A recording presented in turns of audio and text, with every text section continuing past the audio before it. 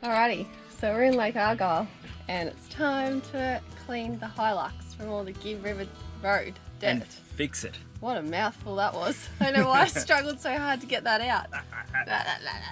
Alright, so this is what we've been doing. Cleaned out all this. We're going to get the good old carpet cleaner onto it. What have you been doing? Oh, I've just removed the king spotty from the front of the car. I'm going to be doing a review on these not too long, so it's going to be a very scathing review. But anyway, taking those off, broken brackets, cleaning up the front of the car there because this was on the front of the car just like sideways. And that's how you want them though, right? Yeah, they're fog lights. They're pointing out sideways. Yeah. And just basically, yeah, a lot of the canopy was actually loose. There was nuts and bolts that needed tightening. Heaps of things were loose in the car from all the corrugations. But yeah, we've been doing a bit of window cleaning. Bit of armour all, cleaning the seals. I don't know if I've done a very good job. She's almost looking good as new. So much stuff out. Look how much. This is the first time in like what, since the start of the year, since we've had the car emptied. So there's like 6 months worth of build up of dust in here. It's crazy. Yeah. This thing that we use to cook with, all our utensils and stuff, was absolutely disgusting.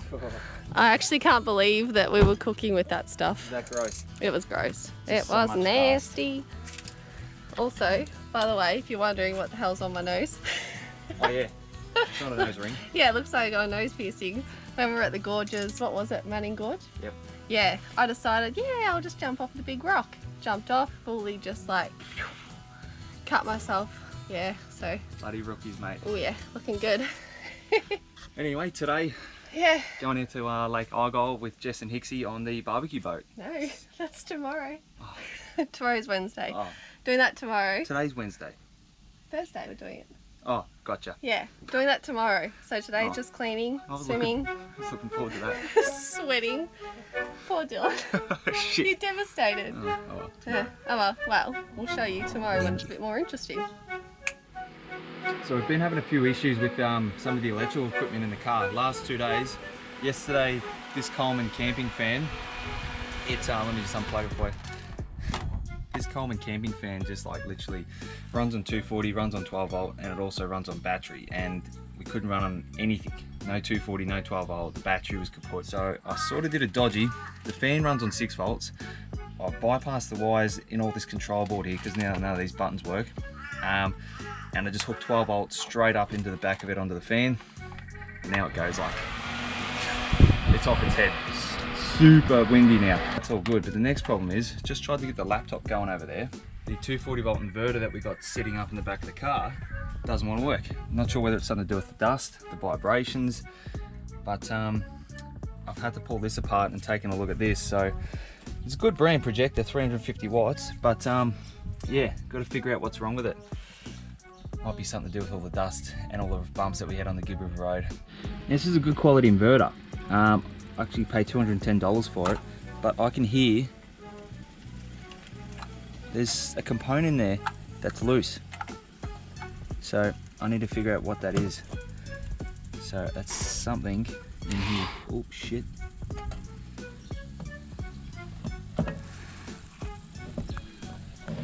You remember how I spoke about something feels a little bit rattly inside here? This was floating around inside the inverter, and if you come in close here, I'll get my screwdriver.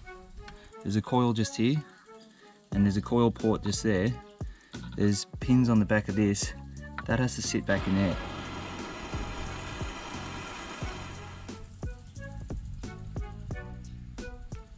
So that's a bit neater than the old tape. As you can see, I've got the coil back in place, and I had to use Hicksy's solder, go over to his camp and use his soldering iron because it was just way too hard to get into these 2 points in here. So that's soldered in place and it's holding pretty well, but the only thing is it's relying on a solder joint to actually hold it down to the board. So I'm going to get some Sikaflex and sort of glue it in here and support it and insulate it as well so it doesn't short out on any other components, just to make sure that this doesn't sit there and just vibrate and just snap off again. So I'll fill it up with some Sikaflex and yeah, it should be good to test. So the inverter's been put back together, all glued up. So if you just check this here, this is the moment of truth. I've got this on volts AC. I'm about to turn the inverter on. You should see 240 volts on the active and neutral. Neutral's in, active is in. It was at this moment that he knew. He fucked up. Oh man, this has become a job and a half. Just, you know, a minute ago I was about to test it and it was all happy days. But when I put the meter into it, it didn't work because it was working before and then about 5 minutes later it just stopped working. It was pulsing on and off. And what I actually found was where I put the Sikaflex between the coil and some of this control board equipment, that was actually moist enough, if that's the word, because Sikaflex is a insulator. It would actually, you know, separate the electrical parts, but for some reason there was just enough, probably like millivolts, tracking between the coil there and the printed circuit board, which is causing it to go on and off and do all sorts of fun weird things. So I wiped it all off, put it in the sun, let it dry, and I'm going to put it back in and hopefully it works this time. Fingers crossed again. All right, take two. Inverter's on, active pin, neutral pin, 244 volts AC, beautiful, and I should have 120 because of the floating earth. Yeah, that's fine. Thank God that's over because it is a long way to get another inverter out here and we really rely on that to charge a laptop, anything else if it's 240 volt out here. But yeah, I don't know too much about electronics. It's sparky, so that's about as far as my knowledge goes. I'm very lucky that that worked.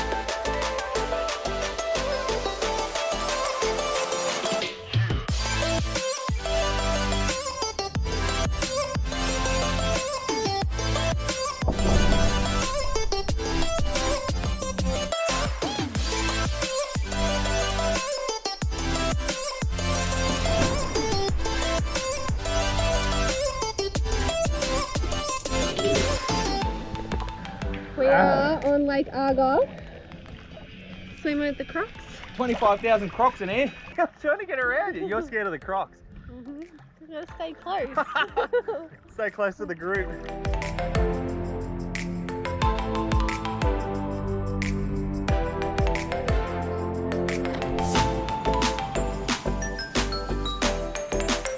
Not a bad fish.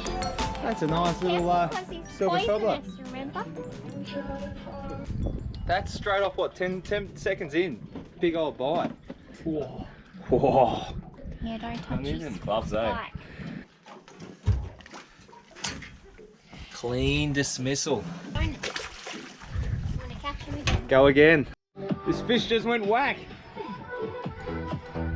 Get him. Nice size. Nice. I think it's the same fish. Plenty of meat on it, right? Shit, yeah. This looks pretty. Oh, come back! He spat it out.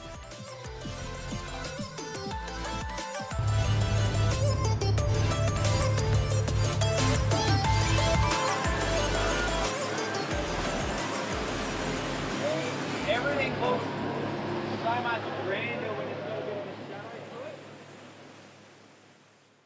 So we just got the Ivanhoe crossing and we're going for a fish with the barra, but Hicks has just informed me where we're going fishing is right in the middle of this bridge. So Apparently the socks are the best way for grip because of the slime on the bridge, but I don't feel too confident out here at all. Let's see how it goes. Crazy bastard.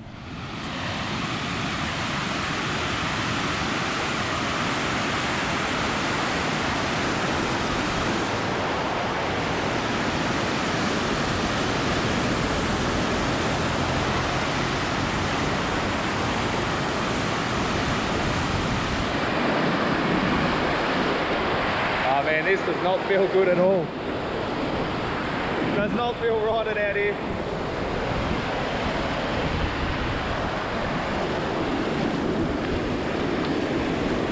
They give you good grip up the socks on the slimy concrete. This doesn't feel right. Someone's just driven over on a motorbike over the creek crossing and then fallen over at the other side. It's real slimy down there. Straight over there. You can't really see it, but his bike's fallen over. Feels a bit unnerving standing out here fishing. There's cars going past. Feels real crocky.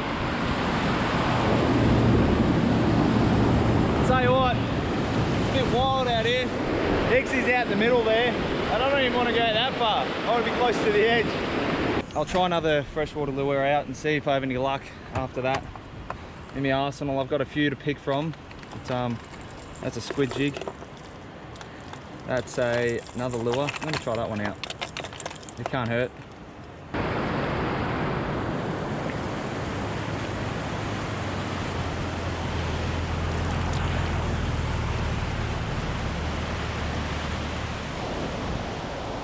Well, I think that's it for me fishing today. I've had an absolute gutful. Haven't caught any fish, a few snags, but I'll look the part anyway. Got all the gear on your head. That's the way. All the gear and no idea. Let's go back. My neck's a bit sore from those backwards the other day. It'll be good to have a bit of a rest. Just come across the ultimate snag here. Just had to fish it out with the old hook. Shit. Oh my God, what a mess.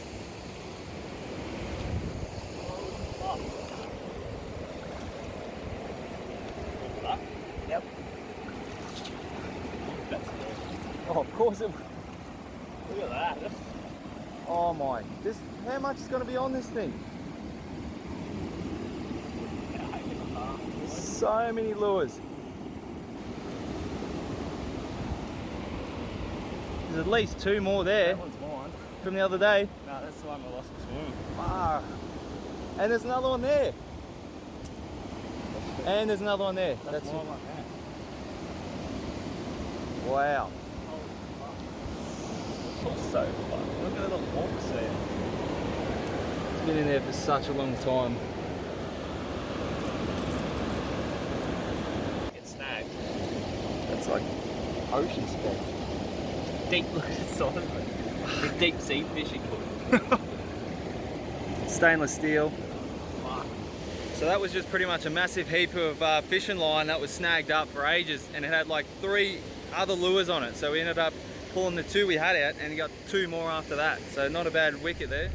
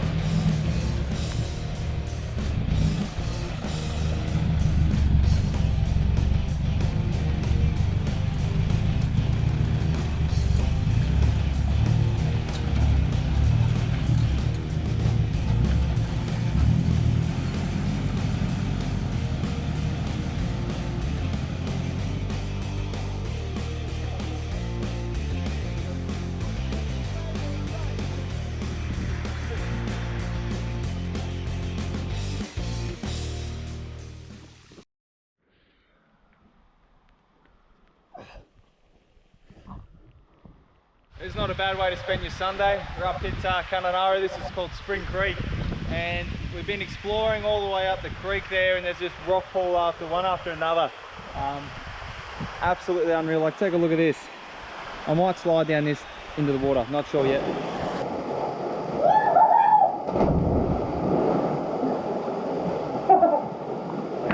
So if you're just joining us, I thought I'd give you a bit of a recap on what we've done the last couple of days. Last time you saw us, we were in Kununurra fishing off Ivanhoe Crossing and also going up to Spring Creek and exploring around that area up there. And now we are 200 kilometers south of Kununurra, which is the Bungle Bungles National Park.